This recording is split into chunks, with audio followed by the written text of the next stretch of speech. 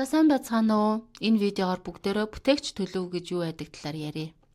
Тархиа өөрчилж амьдралаа өөрчил ном гарснаар амьзуулгын төлөв буюу стрессийн хариу урвалын төлөвийн талаар монголчууд харьцангуй мэддэг болсон. Стрессийн хариу урвалын төлөв буюу амьзуулгын төлөв гэдэг нь өөрөө юу юм гэхээр хүнээс зүхт, тэмц, нуугт гэдэг хариу үйлдэл гаргадаг.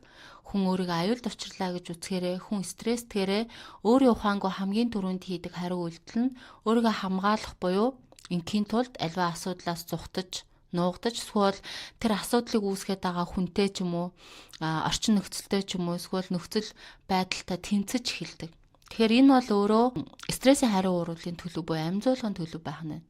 Тэгвэл эсвэргээрээ бүтээгч хариу үйлдэлийн төлөв гэж яг юу байдаг юм бэ гэхлээр энэ үедээ хүн альва асуудалтай нүүр тулж түүнийг шийдвэрлэж түүнийг даван гарахыг хичээдэг гэсэн үг. Тархиа өөрчил сургалтаар бид ухтаж, тэмцэж, нуугдах биш эсвэргээрээ түүнтэй хэрхэн зөв зүйтэй аргаар нүүр тулж, асуудлаа хэрхэн даван туулж, түүнийг хэрхэн урд өмнө шийдэж байгаагүй байдлаар хамгийн сайн сайхнаараа давж гарах вэ гэдэг энэ аргачлалыг заадгаараа манай сургалтын онцлог байдаг гэсэн.